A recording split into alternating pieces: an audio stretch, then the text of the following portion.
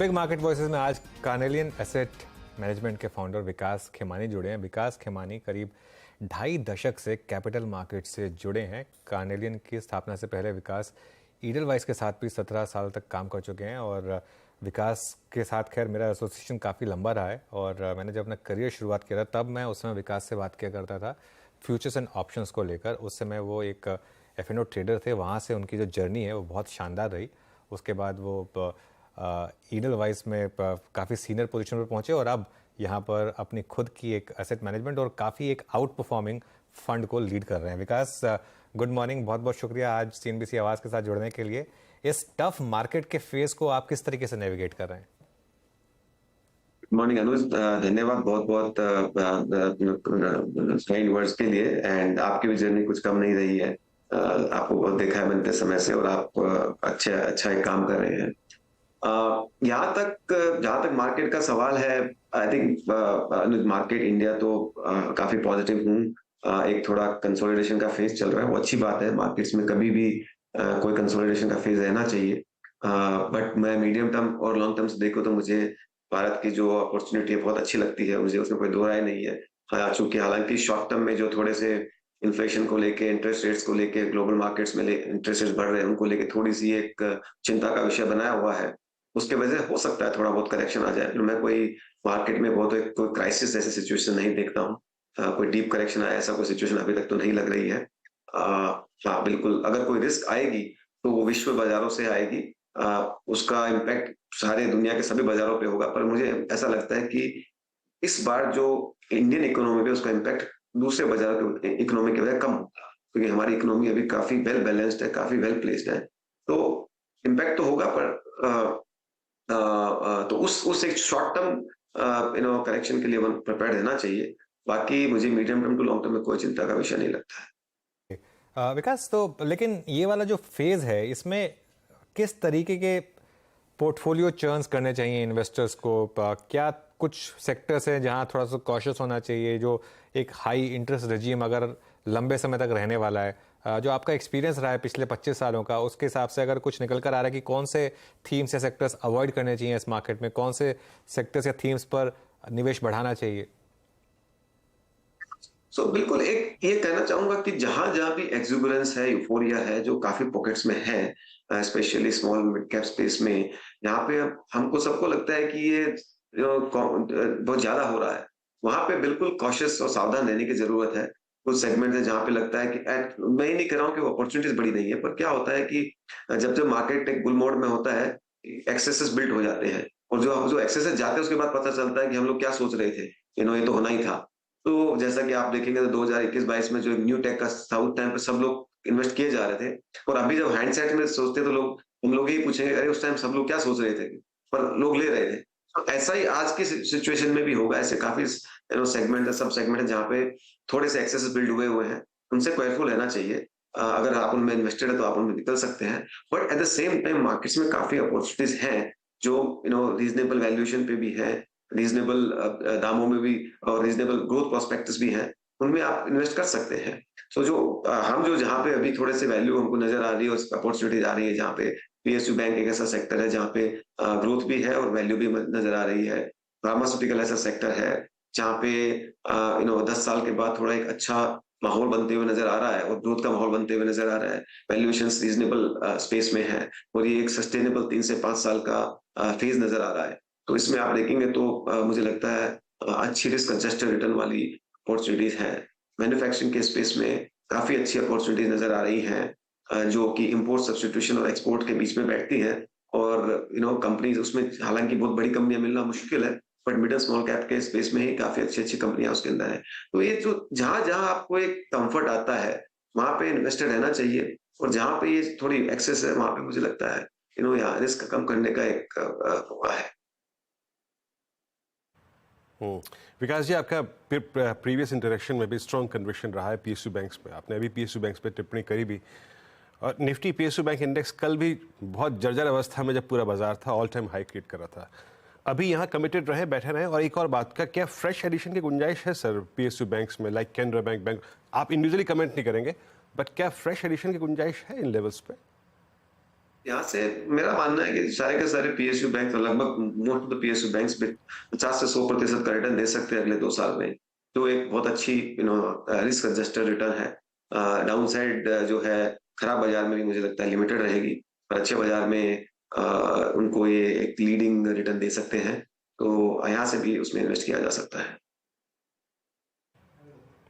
Okay, यहाँ से भी अगर आप देखें कन्विक्शन विकास जी का बहुत स्ट्रॉन्ग है यहाँ पे, पीएसयू में कमिटेड रही है और कुछ एडिशंस और किया सकते हैं। एक दो स्पेस और जिनमें थोड़ी दुविधा रही है पिछले कुछ समय में, 2022 तक विकास जी बहुत स्ट्रॉन्ग कन्विक्शन था, चले भी बहुत स्पेस वाइट गुड सेगमेंट, जिसमें हेवल्स ने एक स्ट्रॉन्ग मूव दिया था, वोल्टास ने स्ट्रॉन्ग मूव दिया था। 2023 और 2022 का सेकेंड हाफ थोड़ा सा कन्विक्शन लेस रहा यहाँ पर। आपका व्यू वाइट गुड सेगमेंट पे इस वक्त क्या है?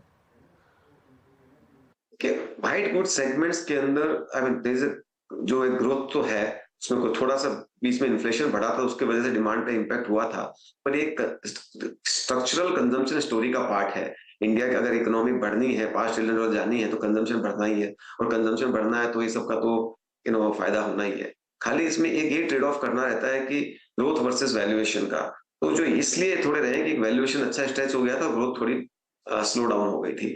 दूसरा, एक इस सेगमेंट में क्या थोड़ा कंपटीशन भी अभी थोड़ा सा ज्यादा नजर आ रहा है, specially from the white labelled players and smaller players. So वो एक थोड़ा सा एक भाव वहां पे देखने को मिला। मुझे लगता है कि जैसे जैसे कमोडिटी प्राइसेस थोड़े सेटल होंगे, स्टेबलाइज हो जाएंगे, इनके मार्जिन प्रोफाइल भी ठीक ठाक से हो जाएंगे, और ये एक स्ट्रक्चरल ग्रोथ स्टोरी है जिसमें आपको 12 से 15% रिटर्न बनने की गुंजाइश है। इसमें ऐसे कोई एक्सेप्शनली हाई रिटर्न नहीं बनेंगे, क्योंकि ये इनमें स्टॉक्स काफी ऑलरेडी महंगे हैं, तो वहां पे खाली आपको एक अर्निंग ग्रोथ की जो पेस है वो नजर आएगी, जो मुझे लगता है 12 से 15% की स्थिति में ही रहनी चाहिए at a sector as a whole. Companies कुछ में से कुछ ज्यादा कर सकती है, कम कर सकती है, वो आपको स्टॉक स्पेसिफिक देखना पड़ेगा, but at a sector as a whole can be in this range. Hmm. एक और प्रश्न यहाँ पर, क्योंकि अभी एक बड़े प्रश्न तो यही है कि कहाँ प्रॉफिट बुक किया जाए या फिर कहाँ पे कमिटेड रहा जाए। विकास जी, पावर में पैसा बना है पिछले 2 साल में, आप देखिए ना, NTPC multi year high, multi decade highs, Tata power को देखिए, आरईसी पीएफसी को। यहाँ पे आपका कन्विक्शन अभी भी स्ट्रांग है, कमिटेड रहेंगे मतलब, या फिर एज ए इन्वेस्टर मैं कमिटेड रहूँ, इसमें कोई वजह है आपको लगती है कि प्रॉफिट बुक किया जाए? नहीं, आई थिंक पावर सेक्टर की जो आप सिचुएशन है, मुझे लगता है अगले 3-4 साल ऐसे रहने वाली है। उसके कारण ये है कि इंडिया में पिछले 10 साल में पावर सेक्टर में कोई इन्वेस्टमेंट नहीं हुआ, उस पर डिमांड तो धीरे धीरे ग्रो हो रही है। और दूसरी बात, अभी जो जिस हिसाब के चेंजेस हो रहे हैं, जिस हिसाब से हम इंफ्रास्ट्रक्चर में डेवलपमेंट कर रहे हैं, जिस हिसाब से मैन्युफैक्चरिंग में पिकअप हो रहा है, तो जो growth in consumption of power is growing faster, तो आपका इन्वेस्टमेंट सप्लाई साइड आया नहीं, और ग्रोथ जो है फास्ट हो गई, तो इसकी वजह से एक काफी बड़ा डिमांड सप्लाई का गैप उभर के आ रहा है। और जो अपने को एक एक्सेलरेटेड सेक्टर में इन्वेस्टमेंट दिखाएगा अगले कुछ सालों में, तो और चाहे वो आप कोई भी पूरी वैल्यू चेन अच्छा करेगी, पावर प्लांट बिल्डर से लेके पावर मैन्युफैक्चरर से लेके पावर डिस्ट्रीब्यूटर, पूरी चेन इसमें बेनिफिट करेगी। और दूसरे कुछ रिफॉर्म्स भी हो रहे हैं, जैसे कि स्मार्ट मीटरिंग अच्छा चल रहा है, जिसको लेके पूरे सेक्टर में सटल रिफॉर्म्स भी हो रहे हैं, तो वो एक पूरा सेक्टर मुझे लगता है आने वाले 4-5 सालों में, हो सकता है कुछ ज्यादा समय तक भी अच्छा करता रहे। ओके, विकास, एक थीम जिसमें आपने बहुत पैसा बनाया है वो है डिफेंस। अब लेकिन लग रहा है कि ये थोड़ा सा ओवरस्ट्रेच हो रही है। ये मुझे लगता है डिफेंस और रेलवे में अभी काफी यूफोरिया जैसा बना हुआ है। मैं कोई स्पेसिफिक स्टॉक पे कमेंट नहीं कर रहा हूँ, एक जनरल आप बास्केट को देखेंगे तो अपॉर्चुनिटी साइज बहुत बड़ा है, उसमें कोई दो राय नहीं है, पर अपॉर्चुनिटी साइज बड़े होके उसको एग्जीक्यूट करके पैसा बनाने में समय जाता है। तो काफी जो स्टॉक्स है उन्होंने अगले 3-4-5 साल की ग्रोथ को काफी ऑलरेडी फैक्टर कर चुके हैं उसके वैल्यूएशंस में। तो हो सकता है कंसोलिडेशन या करेक्शन फेज है, ये पूरे सेगमेंट में बन सकता है कुछ समय तक, तो और करेक्शन भी हो सकता है, तो उससे थोड़ा सा केयरफुल रहने की जरूरत है। दूसरा क्या होता है, जब कोई सेक्टर अच्छा चलता है, तो अभी क्या होता है, कई कंपनी जो डिफेंस में शायद कुछ काम नहीं भी करते, पर वो अपने आप को डिफेंस का प्लेयर बना के बाजार में आके अपनी स्टोरी बनाना चालू कर दे। उस तरह के प्लेयर से बहुत केयरफुल रहना चाहिए। एक 20 करोड़ 25 करोड़ के रेवेन्यू वाली कंपनी का भी मार्केट कैप अगर 200 करोड़ हो जाता है डिफेंस के नाम से, तो वैसी सिचुएशंस पे बहुत बड़ा ध्यान रखना और केयरफुल रहने की जरूरत है, और ऐसी काफी सिचुएशंस आज के समय में बाजार में नजर आ रही है। अच्छा, अब अर्निंग सीजन की शुरुआत होने वाली है, आईटी से शुरुआत होगी। आईटी पर विकास अब क्या व्यू बन रहा है ये साइकिल में? अब इस समय हम कहाँ हैं आईटी में? क्योंकि 2 क्वार्टर के नंबर काफ़ी खराब रहे, लेकिन स्टॉक्स गिरे नहीं है, एक्चुअली स्टॉक्स चले वहाँ से। अब क्या व्यू होगा लार्ज कैप आईटी पर? I think see mid cap, हम लोग ज्यादा मिड कैप आईटी पे पॉजिटिव है, पर लार्ज कैप आईटी भी ठीक करेगा, इसमें कोई दरार नहीं। लार्ज कैप आईटी का बेस इतना बड़ा है तो उसकी वजह से उस तरह की ग्रोथ आप उन पे एक्सपेक्ट नहीं कर सकते हो। आईटी जो एक है सेगमेंट, आप हमारी कई बार भी बात हुई है कि आईटी के अंदर जो अपॉर्चुनिटी है बड़ी है।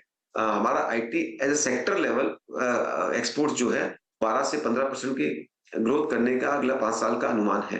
तो उस इतना जब बड़ा सेक्टरल लेवल ग्रोथ होता है तो उसमें कुछ कंपनियां जो होती है वो 20% ग्रो करेंगी, कुछ कंपनियां 25 करेंगी, कुछ प्रॉब्लम 10 करेगी। सेक्टर में ग्रोथ की टेलविंड रहेगी। और दूसरा, जब